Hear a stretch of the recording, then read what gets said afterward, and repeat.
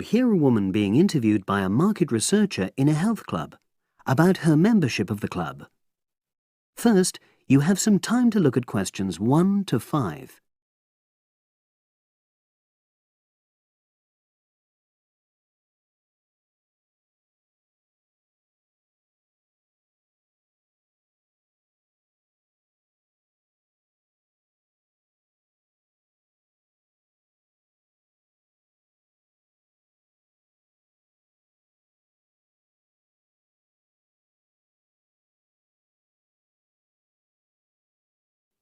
Now we shall begin. You should answer the questions as you listen, because you will not hear the recording a second time. Listen carefully and answer questions 1 to 5. Oh, excuse me. I wonder if you'd have the time to take part in some market research. What's it about? About this club and your experiences and opinions about being a member. It'll take less than 5 minutes. Oh, OK then, as long as it's quick. Can I start by taking your name? It's Selina Thompson. Is that Thompson? Yes. Okay, great. Thanks. And what do you do for a living? Well, I'm an accountant, but I'm between jobs at the moment. I understand. But that's the job I'll put down on the form. And would you mind my asking which age group you fall into? Below 30, 31 to 50, and above? Over 50, I think we can safely say. Great, thanks. And which type of membership do you have? Sorry, I'm not sure what you mean. Do you mean how long? No, is it a single-person membership? Oh, right, no, it's a family membership. Thanks. And how long have you been a member? Ooh, let me see. I was certainly here 5 years ago, and it was probably 2 to 3 years more than that. Shall I put down 8? Oh, I remember now. It's 9, definitely. Sorry. No problem. I've got that. And the last question in this first part is, what brought you to the club? Sorry? How did you find out about the club? Did you see any ads? Well, I did actually, but I have to say I wasn't really attracted to the club because of that. It was through word of mouth. So you were recommended by a friend? Actually, my doctor. I'd been suffering from high blood pressure, and he said the club was very supportive of people with that condition, so I signed up. Great, thanks. Before you hear the rest of the conversation, you have some time to look at questions 6 to 10.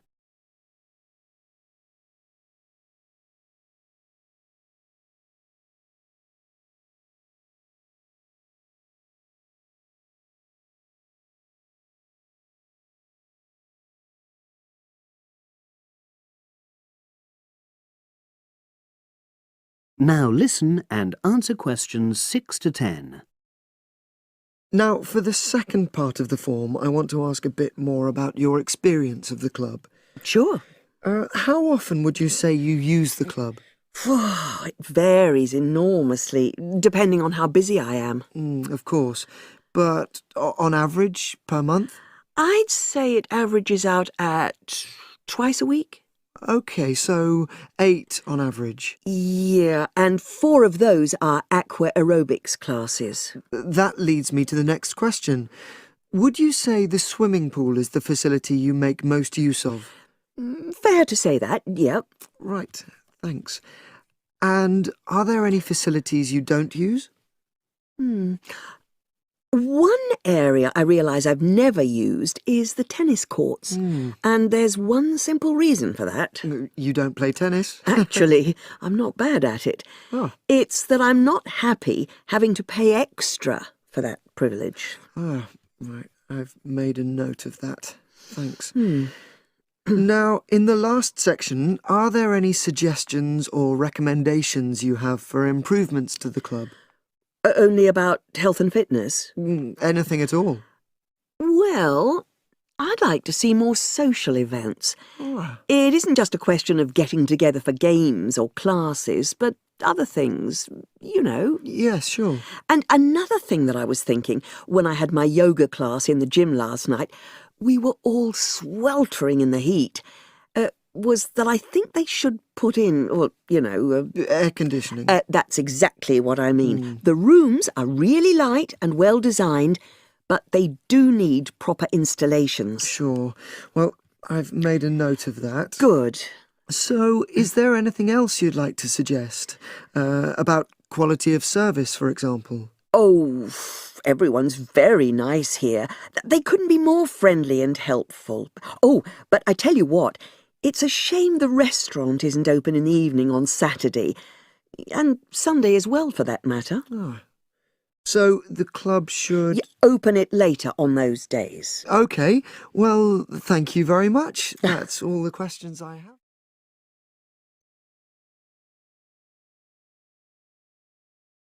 That is the end of part 1.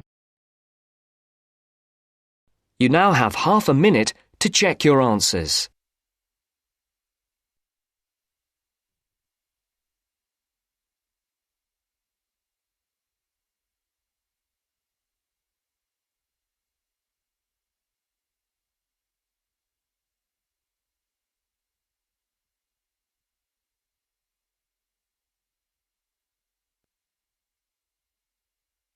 Now turns to part 2. Part 2. You will hear part of a podcast for visitors to the popular holiday region called the Trelaw Valley. First, you have some time to look at questions 11 to 14.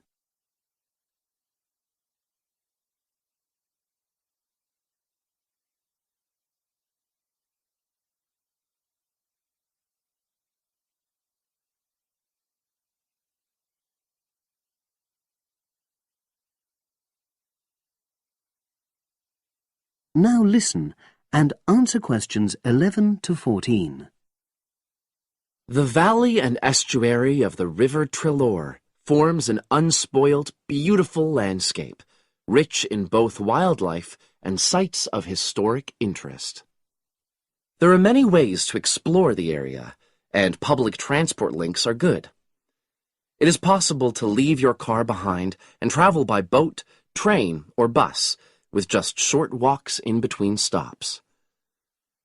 The Trelaw Valley Passenger Ferry runs between villages along the river estuary and provides a link with a train station at Barry, which is about 10 minutes' walk from the riverside village of Calton. In the past, the river was the main form of transport in the area, and as in the past, today's ferry service operates according to nature. The river estuary is tidal, and so the ferry timetable differs from day to day, according to the times and height of the tide. The ferry is also seasonal, normally running between April and September, depending on the weather. A timetable for the whole year can be downloaded from the internet by visiting www.trelawferry.co.uk. If you just want to sit and relax and enjoy the lovely scenery, you can take a river cruise to Calton and back from the nearby city of Plymouth. In the past, steamships brought early tourists along the same route. Queen Victoria and her family enjoyed such a trip in 1856. The journey is quicker these days. The round trip takes between 4 and 5 hours, depending on tides and weather. If you prefer, you can travel upriver by boat and return to Plymouth by train. All cruise boats and trains have wheelchair access. For more information and for departure times, ring Plymouth Boat Cruises on 017-528-23104. Trains run several times a day throughout the year between Calton and Plymouth, with various stops in between. They are used by both local commuters and tourists who want to enjoy the beautiful scenery. The highlight of the journey is crossing the river on the stunning viaduct, which was built at the beginning of the 20th century and towers 120 feet over the water. It is unnecessary to book, and tickets can be bought on the train. For information about fares and timetables, contact National Rail Enquiries by phone or online. The bus service in the Trelor Valley now connects all train stations and villages in the area. Especially for holidaymakers, there's a Rover ticket which can be used at weekends and on national holidays and allows unlimited journeys on those days. The Rover ticket provides great value for money and is now even cheaper than it was last year. An adult ticket costs £5.50 a day. Senior citizens can travel for £4.50, and a family ticket for up to 5 people costs just £12. Tickets can be bought on the bus. Now you have some time to look at questions 15 to 20.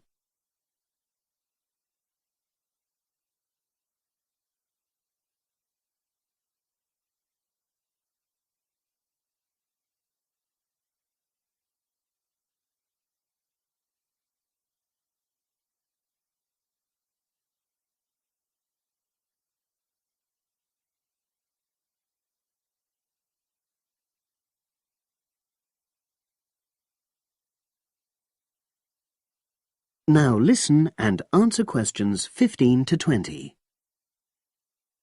At the center of the Trelor estuary area is the historic riverside village of Kelton. The main road comes into the village from the south, and for those of you who are arriving by bus, it turns left just before the bridge and stops in the lay-by on the left-hand side. From there, it's just a short walk to Kelton's various attractions. If you're arriving by car, you have to leave it in the main car park. Go over the bridge and take the first turning on the right. Then go on until you come to the end of that road.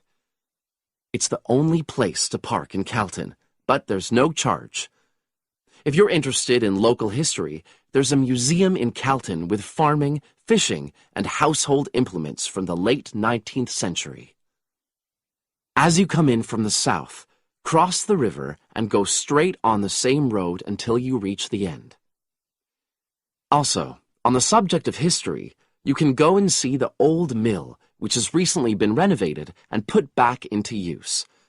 Turn left before you come to the bridge. Then go straight on and then take the first turning on the right.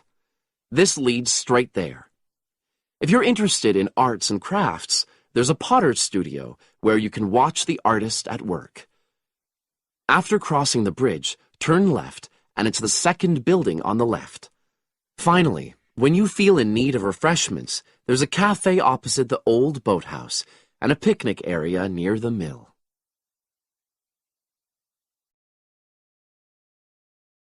That is the end of part 2. You now have half a minute to check your answers.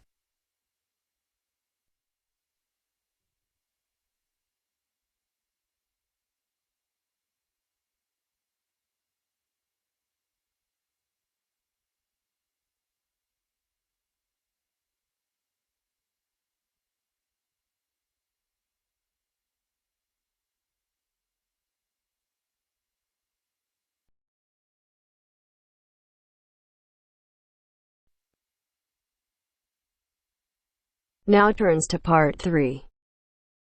Part 3.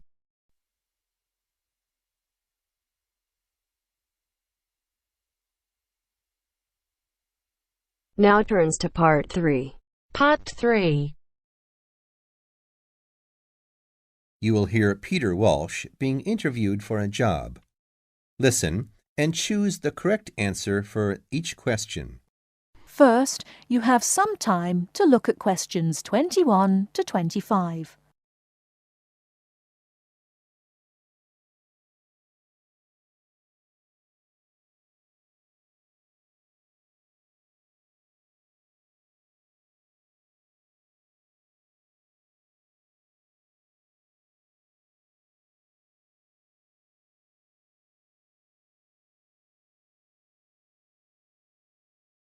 Now listen carefully and answer questions 21 to 25. Joanne! Hi, you must be Rob. Nice to meet you. So, I hear you're planning to visit Australia. Yeah, and I really wanted to talk to you because I was thinking of spending some time in Darwin, and my sister told me you're from there. That's right. So, tell me about it. Well, where shall I start? Well, Darwin's in what they call the top end, because it's right up at the northern end of Australia, and it's quite different from the rest of Australia in terms of cultural influences. In fact, it's nearer to Jakarta in Indonesia than it is to Sydney, so you get a very strong Asian influence there. That means we get lots of tourists. People from other parts of Australia are attracted by this sort of international cosmopolitan image. And as well as that, we've got the same laid-back atmosphere you get all over Australia. Probably more so, if anything, because of the climate. But what a lot of the tourists don't realize until they get there is that the city's also got a very young population. The average age is just 29, and this makes the whole place very buzzy. Some people think that there might not be that much going on as far as art, music, dancing, and so on are concerned, because it's so remote. I mean, we don't really get things like theater and opera in the same way as cities down in the south, like Sydney, for example, because of the transport expenses. But in fact, what happens is that we just do it ourselves. Lots of people play music, classical as well as pop, and there are things like artist groups and writers groups and dance classes. Everyone does something. We don't just sit and watch other people. You said it's very international. Yeah, they say there are over 70 different nationalities in Darwin. For instance, there's been a Chinese population there for over 100 years. We've even got a Chinese temple. It was built way back in 1887, but when a very bad storm, a cyclone in fact, hit Darwin in the 1970s, it was almost completely destroyed. The only parts of the temple that survived were part of the altars and the stone lions, but after the storm, they reconstructed it using modern materials.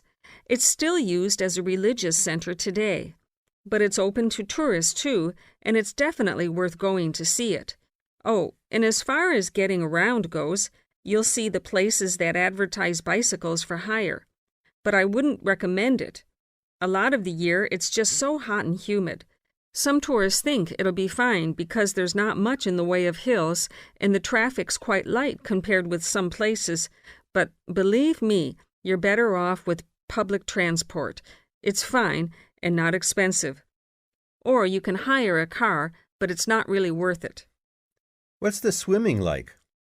Well, there are some good beaches, but the trouble is that there's this nasty creature called the box jellyfish, and if it stings you, you're in bad trouble. So you have to be very careful most of the year, especially in the winter months. You can wear a lycra suit to cover your arms and legs, but I wouldn't like to risk it even so, personally. And there are the saltwater crocodiles, too. I mean, I don't want to put you off. There are protected swimming areas netted off where you'll be safe from jellyfish and crocs, or there are the public swimming pools. They're fine, of course. Before you hear the rest of the talk, you have some time to look at questions 26 to 30.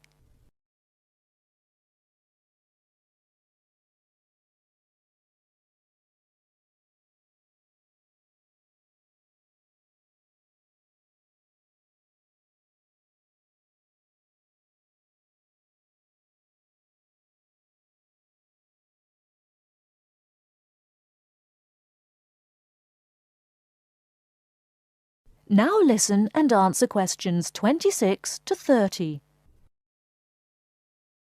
And answer the questions. Please sit down, Mr. Walsh. My name's Jane Swain, and I'm the personnel manager. Hello, how do you do?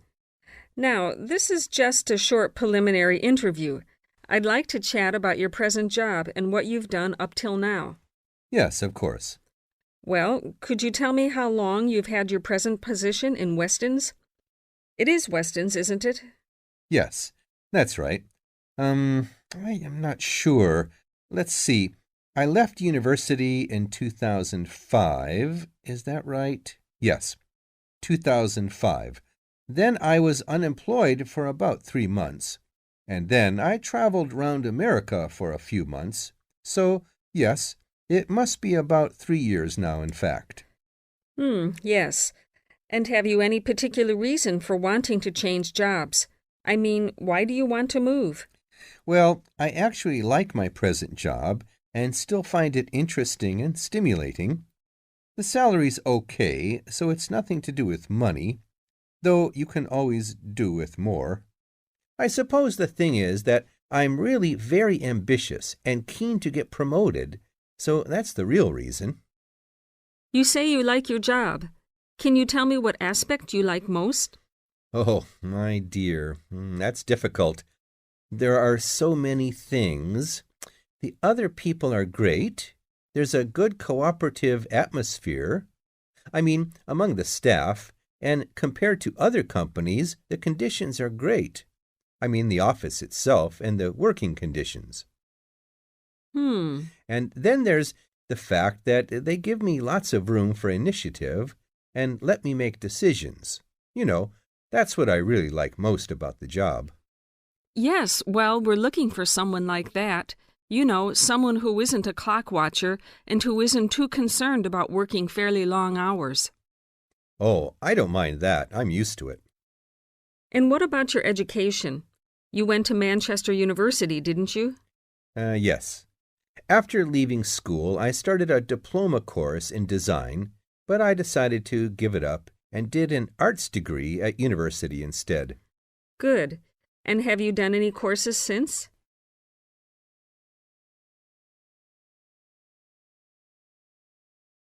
That is the end of part 3. You now have half a minute to check your answers.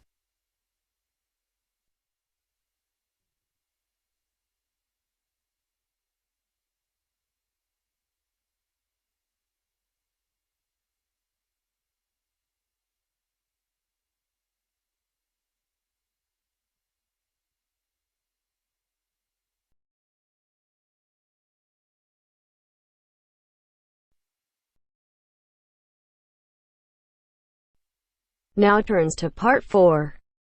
Part 4. You will hear a talk about memory in babies and young children. First, you have some time to look at questions 31 to 40.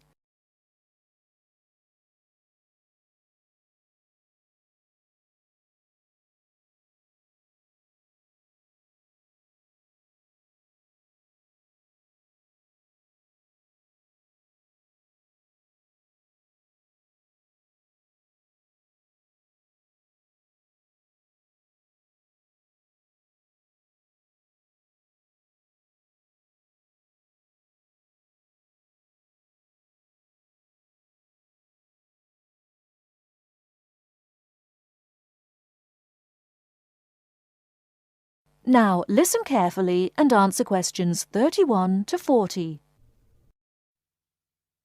We're going to look today at some experiments that have been done on memory in babies and young children. Our memories, it's true to say, work very differently, depending upon whether we are very old, very young, or somewhere in the middle. But when exactly do we start to remember things? And how much can we recall? One of the first questions that we might ask is, do babies have any kind of episodic memory? Can they remember particular events? Obviously, we can't ask them, so how do we find out? Well, one experiment that's been used has produced some interesting results. It's quite simple and involves a baby in its cot, a colourful mobile, and a piece of string. It works like this. If you suspend the mobile above the cot and connect the baby's foot to it with the string, the mobile will move every time the baby kicks. Now you can allow time for the baby to learn what happens and enjoy the activity. Then you remove the mobile for a time and reintroduce it sometime from 1 to 14 days later. If you look at this table of results, at the top 2 rows, you can see that what is observed shows that 2-month-old babies can remember the trick for up to 2 days, and 3-month-old babies for up to a fortnight. And although babies trained on one mobile will respond only if you use the familiar mobile, if you train them on a variety of colours and designs, they will happily respond to each one in turn. Now, looking at the 3rd row on the table, you will see that when they learn to speak, babies as young as 21 months demonstrate an ability to remember events which happened several weeks earlier. And by the time they are 2, some children's memories will stretch back over 6 months, though their recall will be random, with little distinction between key events and trivial ones. And very few of these memories, if any, will survive into later life. So, we can conclude from this that even very tiny babies are capable of grasping and remembering a concept. So, how is it that young infants can suddenly remember for a considerably longer period of time? Well, one theory accounting for all of this, and this relates to the next question we might ask, is that memory develops with language. Very young children with limited vocabularies are not good at organising their thoughts. Though they may be capable of storing memories, do they have the ability to retrieve them? One expert has suggested an analogy with books on a library shelf. With infants, he says, it's as if early books are hard to find because they were acquired before the cataloguing system was developed. But even older children forget far more quickly than adults do. In another experiment, several 6-year-olds, 9-year-olds and adults were shown a staged incident. In other words, they all watched what they thought was a natural sequence of events. The incident went like this. A lecture, which they were listening to, was suddenly interrupted by something accidentally overturning. In this case, it was a slide projector. To add a 3rd stage, and make the recall more demanding, this accident was then followed by an argument. In a memory test the following day, the adults and the 9-year-olds scored an average 70%, and the 6-year-olds did only slightly worse. In a retest 5 months later, the pattern was very different. The adults' memory recall hadn't changed, but the 9-year-olds had slipped to less than 60%, and the 6-year-olds could manage little better than 40% recall. In similar experiments with numbers, digit span is shown to vary. That is the end of part 4. You now have half a minute to check your answers.